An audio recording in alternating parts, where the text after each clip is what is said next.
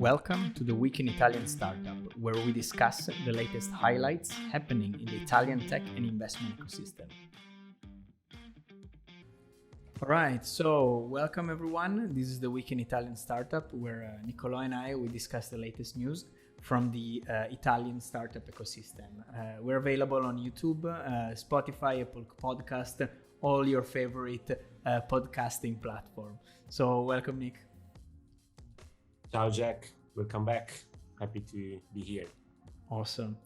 All right, so let's jump right in with some elements from newsletter, starting from a company that is very close to me, physically, Midori from Turin. They do smart metering and energy consumption analytics. I remember meeting them exactly about 1.5 years ago when they were having their first prototype out. And now it's good to know that they're raising 1.7 million in a syndicate, also led by one of the big investment groups in Italy, Club Degli Investitori. Very, very interesting. Yes, so probably you know more things about them than I do. So feel free to jump in. But what they're doing is developing this hardware device and probably an ecosystem of other devices around it and services for smart metering. I think it's an interesting round. 1.7 million is not a small one. Not small at all, exactly. I don't know whether they're already on the market. Do you know more about? There were some product already available. When I met them, they were through the Turin Polytechnic I3P, which is one of the definitely main subjects in Italy when it comes to tech transfer. And I believe they have something already, either which was like a crowdfunding project or in some way was on the market. So they already had like a product on the market validated. And this is exactly the one, the NED, which is this device, which essentially gives you metrics in terms of your energy consumption.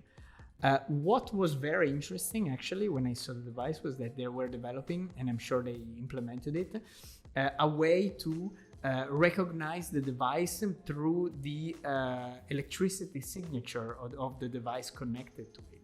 So it's a smart way to actually meter and extract information from the energy consumption of any device. So that was particularly interesting. You didn't have to actually plug in what was the device.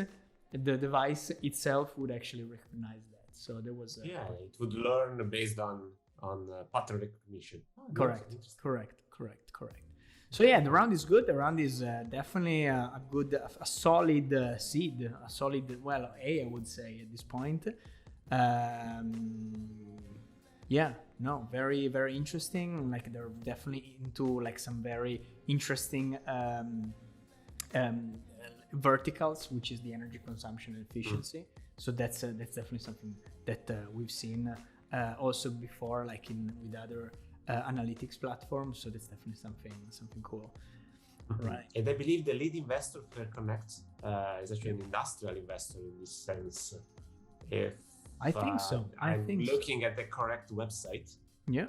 It's an IoT and big data company. Okay, cool.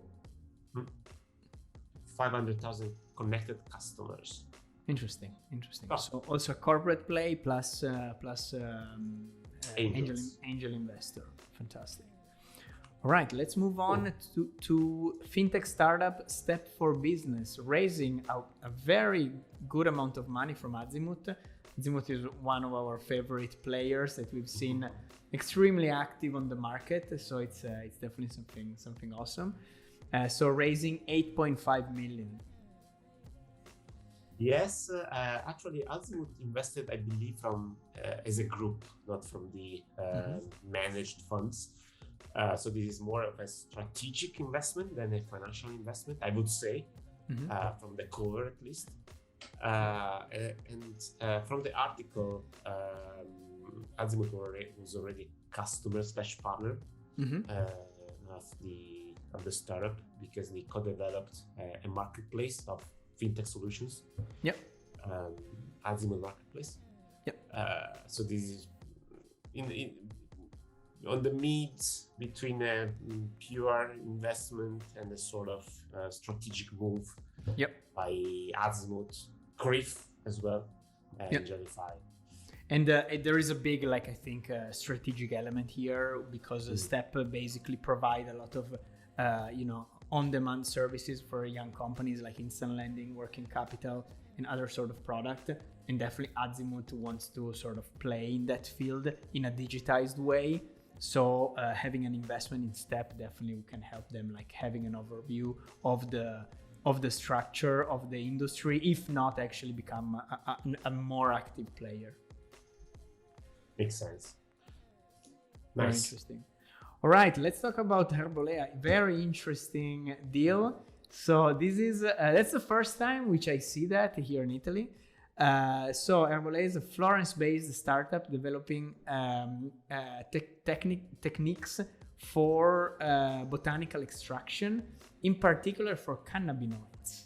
And they received a 5 million investment from Oskare, which is a European fund. So it's a venture fund. It's a venture fund based in France, if I'm not mistaken, which is investing in technology that in the support of the cannabis industry, which is a very interesting way to enter the market. That's a very, very interesting door.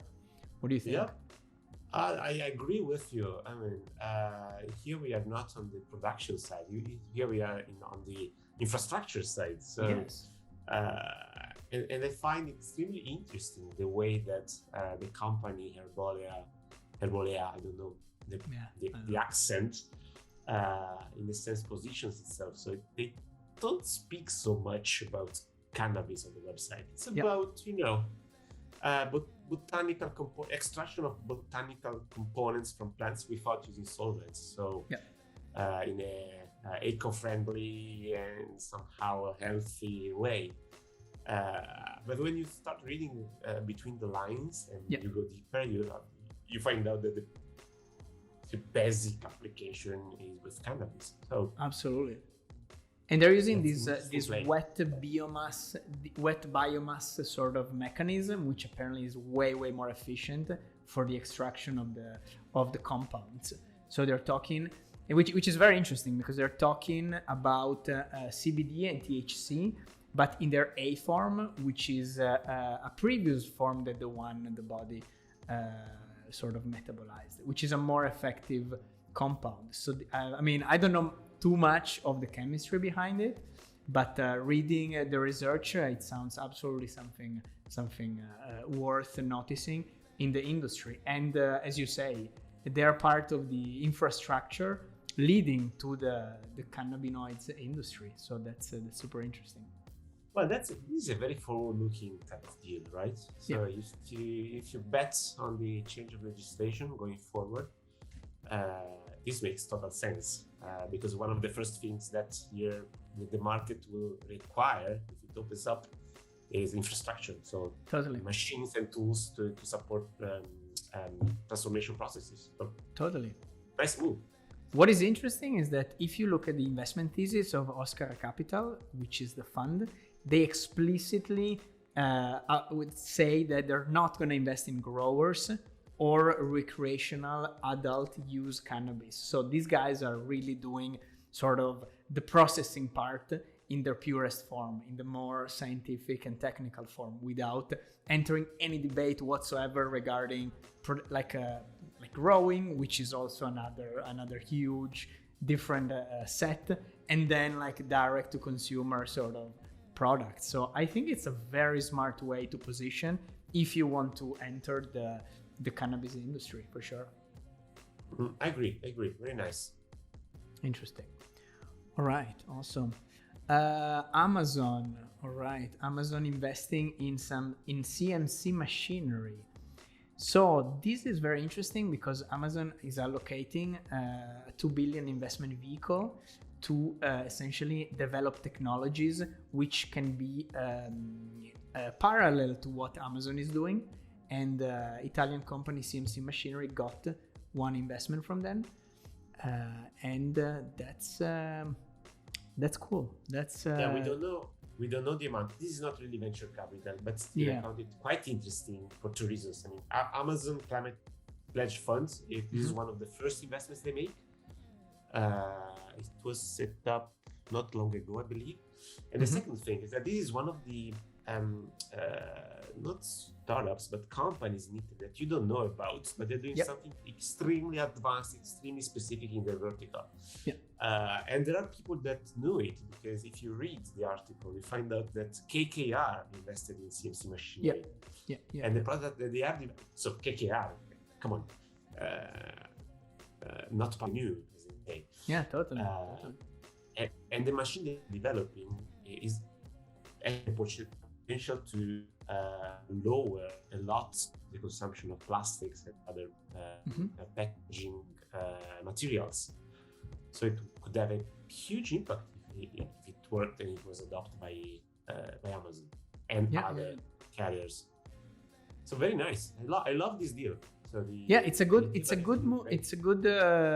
vertical too. I mean, basically making packaging more efficient and less wasteful. That's definitely something huge, given the fact that e-commerce is booming, all the shipments are of course booming, and so on and so forth. This is not going to change. So very, very well positioned for sure. So what is interesting also that I found is that, and this leads to the next news. So the Climate Pledge Fund from Amazon is the same amount, you know where I'm going, of the 2 billion that Italy is allocating for venture capital. So, you know, Amazon is pretty much allocating the same as Italy is allocating now on venture capital. Very cool, very cool. Well, now you just made me wonder how much GMV is Amazon. You know, it's somehow making the world generating. With respect to the national gross domestic product of Italy. So I'm thinking about excellent point. But anyhow, yes, you're right. So for us, it's great news. The government allocated 2 billion euros to the National Innovation Fund that was set up a couple of years ago with a little bit more than 1 billion of initial allocation. Yeah, exactly. So we know CDP Venture Capital very well. They are constant guests of the podcast and the newsletter.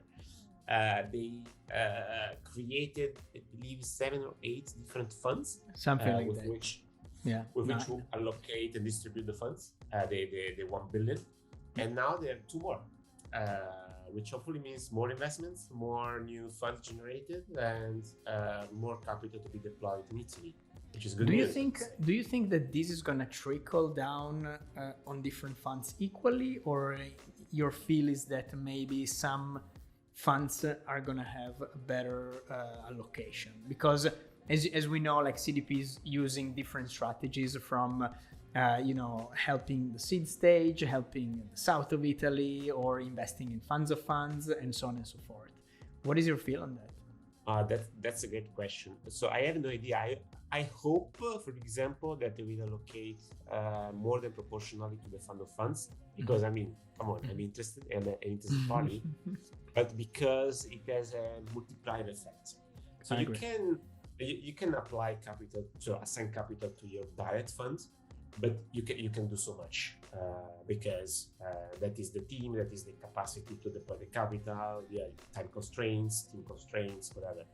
But if you allocate more capital to creating and supporting new teams, you have a multiplying effects downstream. Good point. So I hope they're going to allocate a bit more to the fund of funds, but I expect them to refinance some of these funds, probably the accelerators one, because again, it's similar in philosophy because it supports the creation of new accelerators. So again, multiplier effect downstream. And I don't know about the others. So the technology transfer fund has just started with the agreement with the EIF. The evolution fund has just started. The boost innovation has just started. So they're at the very beginning. Absolutely. So the other thing that I'm wondering is, I mean, if you just started deploying the capital, I don't know how much has been already deployed by CDP. So you're getting 2 billion, straight away. How long until you deployed it if you assign to the existing funds? That's a good point. It might take some time. So I'm really curious about the strategy that I believe at this point they will publish in the next weeks or months, whatever, to deploy the capital. Looking forward to it. We are going to dedicate a specific podcast just for that, I believe. Just to analyze like the actual strategy of CDP. That can be a good idea. That can be an awesome idea. I would love it. And I actually would love to have someone from CDP to discuss with us the strategy at that point. If anybody is listening, consider it an invitation. Fabulous. All right, let's move on to IPOs in particular. So two IPOs. Well, one is one that has been closed. So the Fintech company specializing in cybersecurity, your favorite, Nick. And so I'll let you talk about it. Raising 25 million, very interesting, on the former AIM market, now Euronext Growth Milan. So it's of course one of the most active public markets, considering these kind of like tech deals for sure, together with MIV, of course. And the second one is Alfonsino, which is a food delivery startup, actually planning to go public, not yet going public, but definitely planning all the steps that are required to get to IPOs. So let's talk about the Fintech maybe for a second. Well, just a quick note. So the Fintech is a group actually of companies that are operating in the area of cybersecurity, defense, and services for relevant infrastructure. So they have software, of course, but also services and consulting, some system installation, and so on and so forth. So it's one of those bigger or smaller full service companies that tend to have a broader catalog aimed at the government and at bigger enterprises with defense and IT related solutions. I didn't know them from before, probably because they are more oriented to services than to products. Mm-hmm. But still, I believe I find it interesting that probably at least the second IPO from a cybersecurity company in Italy in the last 12 months. Very interesting. There was another one last year. Yep. I consider there are not so many IPOs from tech startups. That's an interesting signal. Yeah. So something is brewing from below in the cybersec market. Fantastic. I didn't check the stock price today, but at the end of the first day of trading, it was up 32%. So not bad. Not bad at all for now. For now. All right. The second one is Alfonsino. Alfonsino is a pretty well-known platform for food delivery. They are planning to actually go public, and the raise that they're trying to get is to 8 million, which is interesting because it's not. It's 5 million. So it's not massive, but what is interesting is that it's very, I would say accessible in a way. So it feels that it's not too bad that companies are trying to raise not like hundreds of millions, but also going public with more of a accessible like size, I would say. What is your position on this? I agree, actually. So the Euronext Growth Milan, the former AIM, is a smaller stock exchange, so it's not unusual to see those kind of IPOs, so smaller amounts from smaller company. And I also have to add that Alfonsino went through a couple of equity crowdfunding campaigns, but in a sense they are like as a pre-IPO type of action. You have to publish your company data, you onboard a good number of investors. You have to set up good corporate corporate administration and Sure, reporting. all the compliance required for they're kind of that's a good point. They're kind of trained for there's some continuity. There's some continuity, along the way. And then Faustino specifically has this particular strategy where they positioned as in the underserved cities. So there are a lot of incumbents in the food delivery markets, but apparently they are all battling mainly in the biggest cities, in the most concentrated areas. And then Faustino decided to focus on smaller cities outside of the big centers, one. And the second, and I remember there was a lot of fuss about it back then, they decided to hire all or most of the riders. Oh, wow. So they're actual employees. Very interesting. Yeah. Different from any sort of trend happening in all the food delivery space. Very cool. There was quite some noise about it back then, because there was probably in the middle of the storm of the riders and of the contracts of the riders last year. Yeah. And Faustino already had decided to go with the full employment or part-time employment, I don't know, but employment contracts. Yeah. Fantastic. All right, let's we're like we want to leave maybe some space. I see a hand raised, so let's go to the maybe a couple of other news, M&A sort of news. Let's talk about IPQuality, which is a crowdsourcing platform. So this is a company allowing beta tester to be hired on a sort of a gig economy kind of way to test a different product. And they acquired Etherspace, which is also a company working in a very similar space.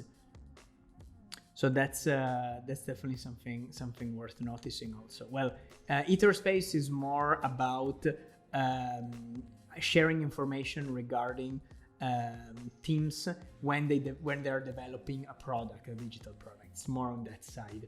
While I believe quality is wider when basically they provide like testers in general for from different sides. Okay, cool. Exactly. So they have a complementary business.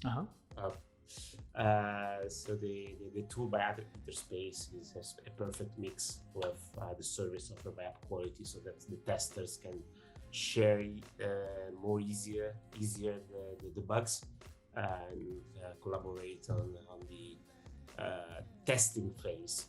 Yeah. But IPQuality basically acquires customers that want to beta test, mostly app. I believe also websites, but mostly apps. Yeah.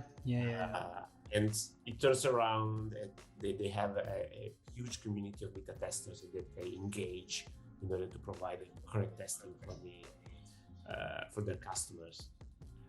Perfect. All right. I would end up on the report that our friend Ilaria put together in terms of the B2C commerce space in Italy. And the interesting fact that is growing. The e-commerce space is definitely growing, and there are very interesting statistics when it comes to what is going to happen in the next 10 years. So that's the idea is that starting from 2021, it's going to be worth 39 billion roughly. And then it's growing. Well, actually, compared to 2020, it already grew 21% year over year, and that's definitely a trend which will not lose momentum for sure. I don't think so. But what I found quite interesting is that from the report, they say that COVID-19 has actually slowed down the growth of the e-commerce. So that's completely counterintuitively in a sense, no? Because you thought, if people have to stay at home, they will purchase more online. But apparently, and I don't know the backgrounds, actually without COVID, e-commerce might have grown more. I don't know. What can be also an interesting way to think about it is that we'll see like some product really getting a ton of tractions, like pharmaceutical and health, while maybe other will actually not be particularly affected in a way. So that can be also like something that we will see happening. We'll see how what's gonna happen.